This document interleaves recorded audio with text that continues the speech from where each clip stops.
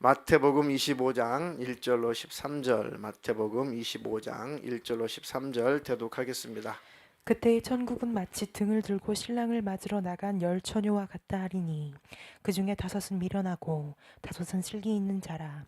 미련한 자들은 등을 가지되 기름을 가지지 아니하고 슬기 있는 자들은 그릇에 기름을 담아 등과 함께 가져갔더니 신랑이 더디 오므로 다 졸며 잘세. 밤중에 소리가 나되 보라 신랑이로다 맞으러 나오라 하매 이에 그 처녀들이 다 일어나 등을 준비할세. 미련한 자들이 슬기 있는 자들에게 이르되 우리 등불이 꺼져가니 너희 기름을 좀 나눠달라 하거늘 슬기 있는 자들이 대답하여 이르되 우리와 너희가 쓰기에 다 부족할까 하노니 차라리 파는 자들에게 가서 너희 쓸 것을 사라 하니 그들이 간 사이에 신랑이 오므로 준비하였던 자들은 함께 혼인잔치에 들어가고 문은 닫힌지라. 그 후에 남은 처녀들이 와서 이르되 주여 주여 우리에게 열어주소서. 대답하여 이르되 진실로 너희에게 이르노니 내가 너희를 알지 못하노라 하였느니라. 그런즉 깨어 있으라 너희는 그 날과 그때를 알지 못하느니라. 아멘. 아멘. 오전 설교 제목이 뭐였죠? 어둠 속에서 길을 잃지 않는 방법. 네, 정답입니다. 자, 오후에는 이어지는 설교지만 설교 제목을 다르게 했습니다. 두 번 읽겠습니다. 시작. 등불 든 처녀만 신랑을 만날 수 있는 이유. 등불 든 처녀만 신랑을 만날 수 있는 이유. 마태복음 25장 1절로 13절에 지혜로운 다섯 처녀, 미련한 다섯 처녀 앞에서 열 처녀 비유가 나오죠. 열 처녀가 신랑이 더디 오니까 다 기다리다가 지쳐서 졸고 다 자고 했었죠. 그런데 신랑이로다 소리가 나니까 열 처녀가 벌떡 일어났는데 다섯 처녀는 충분하게 기름을 준비해서 등불을 켰고 똑같이 다 잠에서 깨었는데 미련한 다섯 처녀는 기름을 준비하지 못해서 등불을 켜려고 했지만 기름이 없으니까 킬 수 없었다.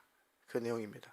그러니까 등불을 켠 등불 예비한 신부들만 처녀들만 혼인잔치에 들어가고 나머지는 버림을 당했다. 자, 그 내용인 거죠. 자, 그 말씀인데 왜 오전과 오후에 이 설교가 같은 그 맥락 속에 있는가? 자, 오전에는 어둠 속에서 길을 잃지 않는 방법. 그러면 빛이 되시는 예수님을 쫓아가야 된다. 늘 빛이 되시는 예수님과 동행하며 살면 된다. 그 말씀은 곧 예수님의 말씀, 하나님의 말씀과 함께 살면 된다. 다시 말해 말씀을 따라가면 된다. 예수님과 동행한다는 것은 말씀과 동행하는 거잖아요. 말씀을 쫓아가는 것이 예수님과 동행하는 것이고 그 말씀은 곧 사랑하라라는 말씀인데 하나님을 사랑해라, 네 이웃을 사랑해라. 그 말씀인데 조금 구체적으로 하나님께 우리에게 주신 말씀은 10가지 계명으로 구체화시켜서 주셨는데 그것이 10계명이다. 첫 번째 계명이 뭐라고요? 다른 신 섬기지 마. 두 번째는 우상 숭배하지 마. 하나님의 이름을 망령되이 함부로 일컫지 마. 모독하지 마. 그런 뜻이죠. 네 번째는 안식일을 거룩히 지켜라. 다섯 번째는 부모를 공경하라. 살인하지 마라. 가난하지 마라. 도둑질하지 마라. 내 이웃에 대해서 거짓 증거, 위증하지 마라. 중상모략하지 마라. 열 번째가 내 이웃의 것을 탐내지 마라. 막 욕심 부리지 마라. 그렇게 구체적으로 사랑하라 그 말씀을 어떻게 사랑하면 되나요? 사랑하는 방법이 뭔데요? 하나님 사랑하는 게 뭔데요? 라고 1계명에서 4계명까지 구체화 시켜주신 거고 이웃을 사랑하는 게 뭔데요? 5번째 계명부터 10번째 계명까지 주시면서 이렇게 살아가야 돼 라고 말씀을 하신 겁니다. 그렇게 삶을 살아가는 자들이 예수를 따라가는 자들이고 바로 예수님과 동행하는 사람들이다. 그들의 모습을 보고 예수님이 너희는 세상에서 빛이다 그런 거예요. 너희는 내 신부야. 깨어있는 잠들지 않은 내 신부야. 너희는 세상에서 빛이구나. 그러니까 깨어있다 13절 맨 마지막 절에 그런즉 깨어있으라 너희는 그날과 그때를 알지 못하느니라 말씀하셨는데 깨어있으라 그 말은 다른 말로는 등불 들고 있어라. 불빛을 늘 비추고 있어라. 이 세상에서 빛이 되어라. 빛의 사명을 감당해라. 너의 착한 모습을 보고 많은 사람들이 하나님께 영광을 돌리게 하라. 그게 깨어있는 거구나. 영적으로 깨어있는 것은, 늘 등불을 준비하고 있다는 것은 늘 내가 빛의 사명을 감당하고 있어서 세상에서 빛으로 사는 거구나. 그러니까 깜깜한 세상, 칠흑처럼 깜깜한 이 세상, 죄악으로 어두워진 이 세상, 밤이 깊어지고 밤이 깊어질수록 새벽이 가까운 것처럼 세상은 정말 종말에 가까울수록 세상은 죄로 어두워지고 캄캄해진다. 그때도 예수님께서 딱 선별하시는 게 반짝반짝 빛나는 자기의 신부들이 발견된다. 그 신부가 누구냐? 빛을 발하는 사람. 이해가 되시죠? 그러니까 등불을 들고 깨어서 졸았지만 잠잤지만 이제 때가 되었으니까 마지막 때라도 지금이라도 벌떡 일어나서 그 사명을 감당하는 자는 혼인잔치에 들어간다. 그러니까 늘 깨어 있어라. 늘 빛이 되어라. 늘 주님이 오실 때 등불을 들고 있는 처녀, 등불 예비한 처녀, 다시 말해 깨어 있는 처녀, 빛의 사명을 감당하고 있는 그 처녀, 그 처녀를 예수님은 내 신부라고 예수님은 혼인잔치에 들이신다, 그겁니다. 결국 예수님은 깨어있는 자, 빛의 사명을 감당하고 있는 자, 주님의 거룩한 신부를 데리러 오시는 거니까. 아멘. 깨어있다라고 하는 것은, 깨어있는 것은 내가 이 땅에서 예수님의 생명의 빛을 발하는 삶을 사는 것이구나. 그럼 여전히 늘 예수님과 함께 동행하며 살아야죠. 그렇게 사는 저와 여러분 되기를 주님의 이름으로 축원합니다. 자, 그래서 마태복음 5장의 14절로 16절에 너희는 세상에서 빛이다. 16절까지만 읽어보겠습니다. 너희는 세상의 빛이라. 산 위에 있는 동네가 숨겨지지 못할 것이요 사람이 등불을 켜서 말 아래 두지 아니하고 등경 위에 두나니 이러므로 집안 모든 사람에게 비치느니라. 이같이 너희 빛이 사람 앞에 비치게 하여 그들은 너희 착한 행실을 보고 하늘에 계신 너희 아버지께 영광을 돌리게 하라. 아멘. 이렇게 그리스도인들은 이 어두워져가는 세상에서 빛이어야 된다. 지난 그 전주 주일 설교가 예수 동행의 증인이 되자. 예수 동행의 증인이 되자. 누가 진짜 예수 믿는 사람이 있냐? 우리 집에 누가 진짜 예수님 믿는 사람이 있냐? 완전하진 않지만, 완벽하진 않지만, 그래도 우리 집안에 누가 예수님과 정말 동행하는 사람이 있냐? 그 증인이 있냐? 우리 어머니를 보니까 물론 어머니도 실수하고 완전한 존재는 아니지만 그래도 어머니 모습을 보니까 정말 예수님과 동행하며 사시는구나. 증인이 우리 집에 있다. 우리 아버지를 보니까 정말 예수님과 동행하는 증인이다. 내 자녀를 보니까 정말 내 자녀는 예수님과 동행하는 증인이다. 내 친구를 보니까 정말 쟤는 진짜 예수 믿는 사람이구나. 나도 쟤처럼 교회 가볼까? 나도 예수 믿을까? 그것이 바로 이 마지막 때의 증인들이다 라고 했습니다. 증인들이다. 우리가 온전하지는 못해요. 완전하지 못해요. 그래도 사람들이 바라볼 때 반짝반짝 빛나는 빛이 있어야 돼요. 그래도 예수 믿으니까 뭔가 있긴 있다. 예수 믿는 저 사람 보니까 뭔가 다르긴 다르다. 저 예수 믿는 사람 보니까 정말 하나님은 살아계신 것 같다. 정말 천국이 있을까? 정말 지옥이 있을까? 쟤를 보니까 정말 하나님 살아계신 것 같아. 나도 한번 교회 한번 따라갈까? 그게 전도입니다. 아멘. 하나님, 그렇게 예수 동행의 증인이 내가 되게 해주십시오. 그 말씀이나 세상에서 빛이 되라라는 말씀이나 똑같다는 거죠. 아멘. 그들이 주님이 오실 때 빛을 찾으러 오신다는 거죠. 예수님이 캄캄한 어두운 세상에 예수님께서 왜 재림하세요? 빛을 찾아오시는 겁니다. 저기도 빛이 있네. 저기도 빛이 있네. 그 빛을 찾아오신다는 겁니다. 이 땅에서는 우리가 예수님이라는 빛을 쫓아가는 것이고, 예수님이 다시 오실 때는 그 빛을 찾아오시는 겁니다. 저기도 내 신부, 저기도 내 신부. 이리로 올라오너라. 반짝반짝 빛나는 예수님의 신부들만, 별처럼 빛나는 신부들만 주님 앞에 들려 올라갈 것입니다.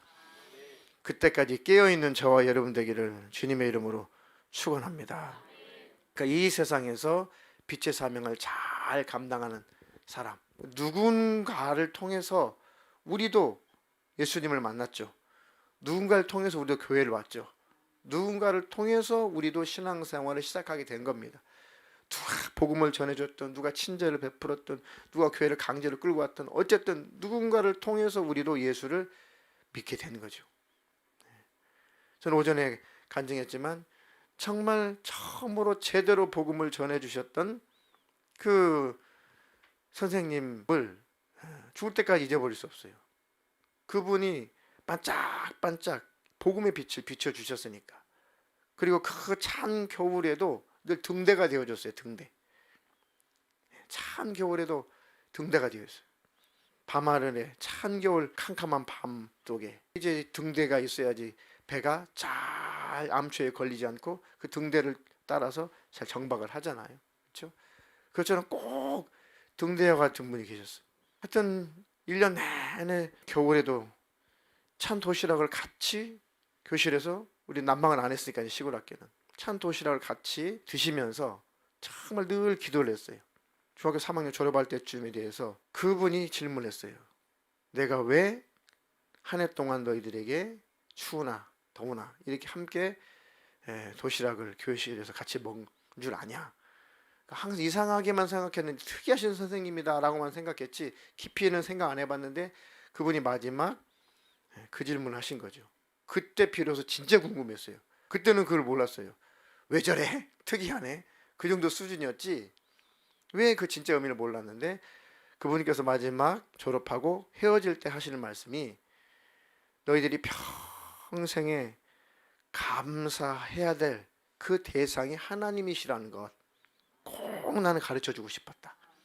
그러니까 늘 기도하면서 감사 기도를 늘 하셨는데 바로 그 너희들의 평생에 너희들이 감사해야 되는 그분이 계시는데 그분이 곧 하나님이신 거다.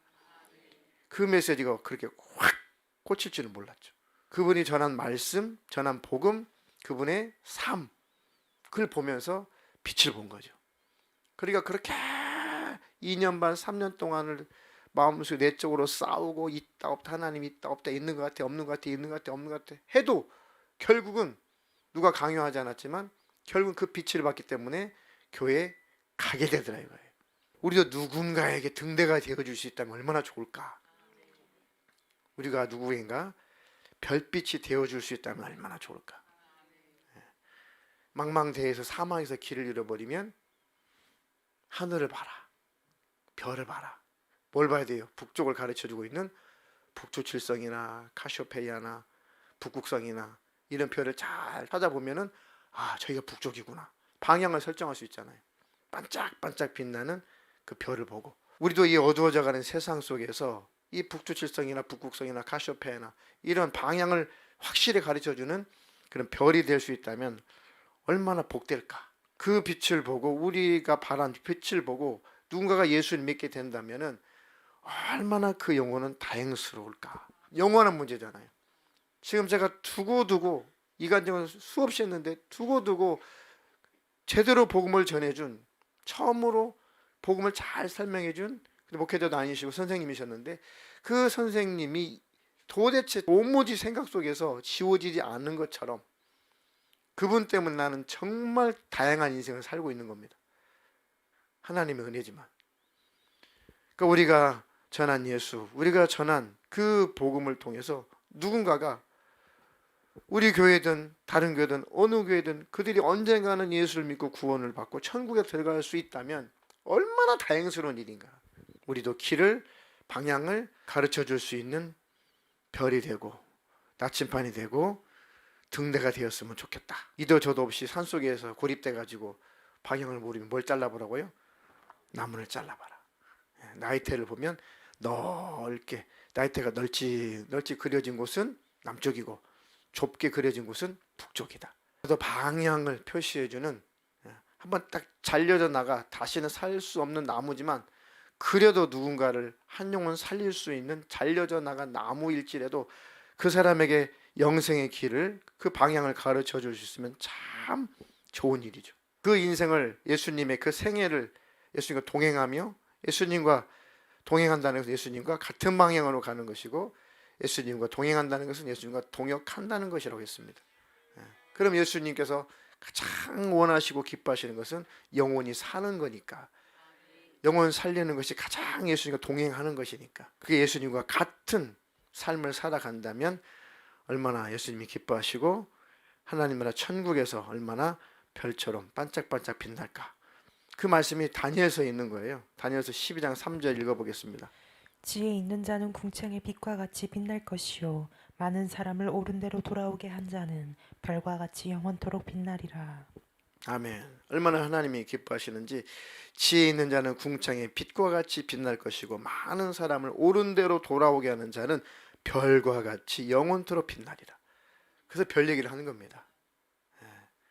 그 별을 보고 북두칠성이나 카시오페아 북극성을 보고 방향을 알듯이 우리도 하늘에 반짝반짝 빛나는 그 별들처럼 예수님을 나타낼 수 있는, 천국을 나타낼 수 있는 별이 될 수 있다면, 별빛이 될 수 있다면 얼마나 귀한 삶이고 복된 삶이고 가치 있는 삶인가. 우리는 예수님 때문에 하찮은 인생이 가치 있는 인생이 됐어요. 예수 안 믿고 죽으면 그 인생이 뭡니까? 아무것도 아니에요. 예수 안 믿고 지옥 갔어요. 그 인생이 무슨 의미가 있어요? 아무 의미 없어요. 우리 인생 의미가 있게 되는 것은 예수님 때문입니다. 천국 갈 수가 있으니까. 두 번째는 이 땅에 살면서 뭔가 주를 위해서, 하나님 나라를 위해서 뭐라도 힘쓰고 애쓰고 뭔가 하나님의 일에 동역하고 간 만큼이 가치잖아요. 인생의 가치, 하나님 앞에서. 그런 가치 있는 남는 인생, 영원한 것을 남길 수 있는 그 가치 있는 인생을, 수준 높은 인생을 살다 갈 수 있게 된 게 예수님 때문에. 저는 그게 정말 감사한 일이에요. 허무한 인생 살 뻔했어요. 물론 나라를 위해서, 민족을 위해서, 이웃을 위해서 뭐 인본적으로 아름답게 살다 간 사람들 많이 있죠. 그런데 영적으로 보면은 그 사람 지옥 갔으면 무슨 의미가 있냐고요. 그 인생이. 태어남이 무슨 의미가 있어요. 천국에 들어가야 태어나는 것이 의미가 있는 거죠. 그리고 물론 세상에서 좋은 일 많이 하고 가는 것도 중요하죠. 그런데 내 영혼이 구원받고 내 영혼이 천국 들어갈 수 있는 믿음을 갖고 이 땅에서 의미 있는 삶을 사는 게 더 중요한 거잖아요.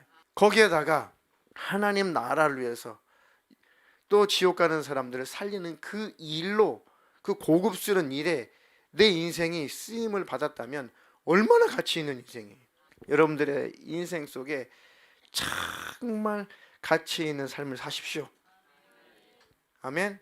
어떤 직업을 갖고 있든 어떤 일을 하든지 내가 이 인생을 사는 것은 하나님 나라를 위해서, 이웃을 위해서, 영혼을 살리기 위해서, 주의 복음을 위해서 내가 삶을 살아야지. 그 마음 가지고, 그 믿음 가지고 산 인생이 하나님 앞에서는 별처럼 반짝반짝 빛난다는 것입니다.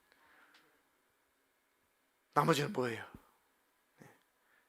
의미 없는 인생을 사는 사람, 주를 위해서, 복음을 위해서 단 1초도 삶을 살지 못하고 인생을 마감한 사람의 그 인생은 인간적으로는 의미가 있을 수 있지만 영적으로 볼 때는 무슨 의미가 있어요?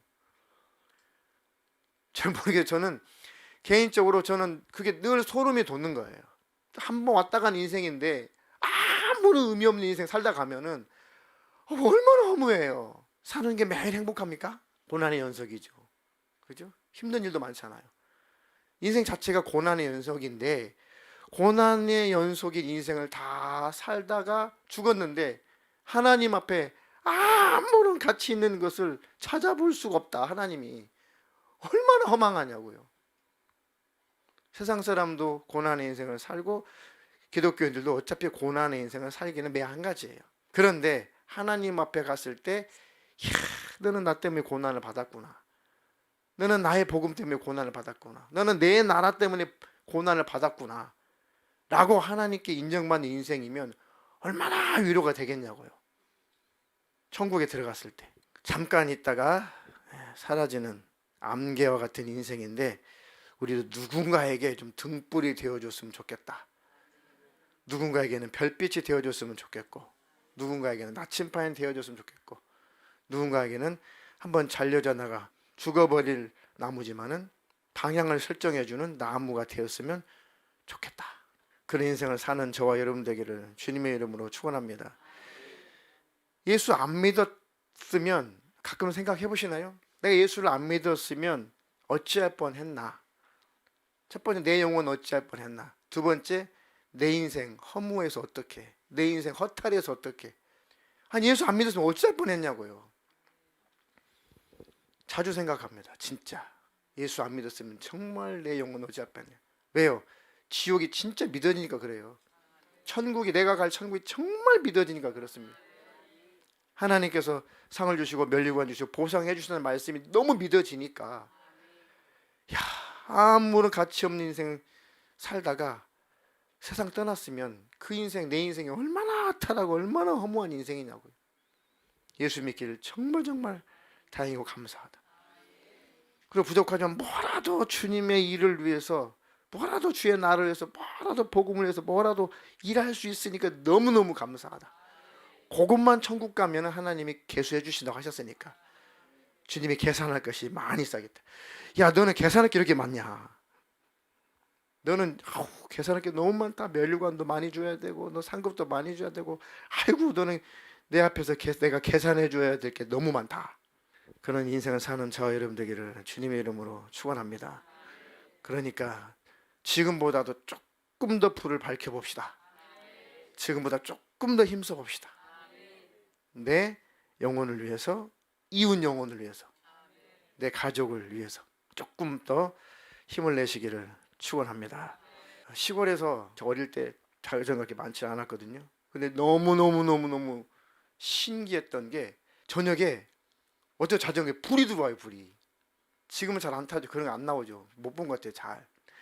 옛날 자전거 보면은 조그마한 발전기를 바퀴에다 붙여가지고 앞에 그 헤드라이트를 붙였잖아요. 나름.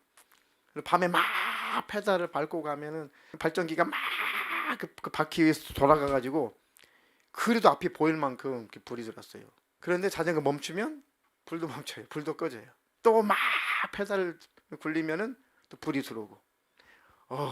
수명이 짧긴 하지만 너무 재밌었습니다. 불이 타고 가면은 앞에 사람 죽어나는 거예요. 이게 발전기가 딱 바퀴에 붙은 순간에 아무리 페달을 밟아도 정말 다리만 아프지 속도가 안 나가거든요. 근데 뒤에 사람 하나 타보세요. 밤중에 그 페달을 아무리 밟아도요, 자전거가 이렇게 나가지 핑핑 나가질 않아요. 그래도 뒤에 자식 새끼가 탔으니까 아버지는 열심히 페달을 밟아가지고 그 불빛으로 길을 열고 집에까지 안전하게 도착을 하는 겁니다. 똑같아요. 힘들지만 조금 더 페달을 좀 더 세게 밟아봅시다. 우리가 앞길을 열어줘야 우리 새끼들도 자손들도 그거 보고 따라오지 않겠어요? 그래야 예수 믿지 않겠습니까? 아멘. 조금만 더 힘을 내십시오. 하나님이 꼭 기억해 주시고 계수해 주실 것입니다.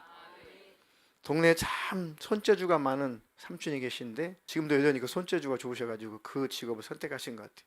삼촌이 전기 제품 이런 거 만지기를 참 좋아하셨어요. 지금 생각해보니까 막 공업고등학교를 그때 당시 나오셨는가 싶어요. 자꾸 납땜을 가지고, 땜납 가지고 납땜 하시고 막 밥통 같은 거 고쳐주시고 막 그랬거든요.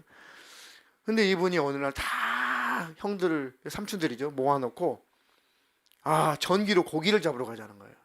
이분이 뭔가 개조를 했는데 자전거에다 발전기를 하나 붙였잖아요. 그걸 2개인가 3개인가 이렇게 붙여가지고 전선을 연결해가지고 끝에다가 이렇게 그 전기를 지져가지고 고기 잡는 거 있잖아요. 그걸 만든 거예요. 그거를. 그래가지고 2사람 3사람은 교대해가지고 페달을 막 돌리고, 그 삼촌 내과에 들어가가지고 그 전기를 고기 잡는다고 막 전기를 막 지지고 막 그거를 이제 하자는 거예요. 그래가지고 모르니까요, 우리가. 전 쫓아갔죠. 삼촌들이 하니까. 야, 진짜 그럴 수도 있겠다. 아저씨 이렇게 배터리 메고 이렇게 막 고기 전기로 막 지져가지고 잡는 거 봤잖아요. 야, 저것도 전기니까. 지금 생각 어리석은 짓인데 그런 전압이 나오겠어요, 그게? 아무리 돌려도. 근데 그 삼촌은 2개, 3개를 달면 그게 된다라고 생각한 거예요. 머리가 사실 비상하죠. 아무도 그 생각 누가 했겠어요. 예, 배터리가 귀할 때니까. 그것을 끌고 가서 냇가에다 세워놓고 2명, 3명에서 대기를 하는 거예요. 돌려! 막! 아유, 고기 잡을 날씨면 얼마나 덥겠어요. 그러면 이제 다음 사람! 그럼 막 돌려. 그러니까 이 삼촌은 이론적으로는 고기가 죽어야 되는 거예요, 지금. 이론적으로 지금 피레미 한 마리로 지금 하얗게 지금 물 위로 배를 나면서 이렇게 이 뭔가 떠야 돼, 지금 고기가. 피레미 새끼 아니에요. 송사리 한 마리 안 떠요. 그러니까 막 혼내는 거예요. 좀 더 세게! 세 사람 죽어. 나요, 막. 비켜, 비켜. 이 삼촌은 이상하다. 이런 쪽은 분명히 피렘이라도 떠야 되는데 안 떠. 그러니까 자꾸 자전거만 뭐라 더 세게, 더 세게. 너무 세게 돌리니까 그 타이어에서 막 연기가. 그리고 옛날 뭐 기술이 얼마나 좋았겠어요. 발전기 위에 요만하게 그 나사산으로 돼 있는 거 고거 거기 똑 부러져. 그래가지고 얼마나 고생을 했던지 전 지금까지도 기억이 나요. 구경을 했을 뿐인데도 얼마나 안쓰럽던지 얼마나 애처롭던지 지금도 그게 기억이 지금까지 남거든요. 굉장히 많은 시간이 제가 어렸을 때니까요. 더 세게 돌려, 더 세게 돌려. 전라도 사투리로 아따 더 세게 돌리란 게 된다, 된다, 안 되냐? 그 생각이 나요. 조금 더 세게, 조금 더 세게. 피렘이라도 떠줘야 그 삼촌 체면이 있으니까 결국은 끝장났습니다. 자전거도 끝장나고. 작년인가 상가집에서 그 삼촌 만났는데 그 얘기를 예, 손재주가 좋으시니까 예, 그런 방향의 일을 하시는 것 같아요. 예. 참 지금 생각이 우스운 일인데 그때는 굉장히 진지했습니다. 예, 그 생각이 나더라고요. 설교 준비하는데 우리가 조금만 더 페달을 좀 밟아봐야겠다. 자전거 앞에 달려있는 그 등이 조금만 더 밝아졌으면 좋겠다.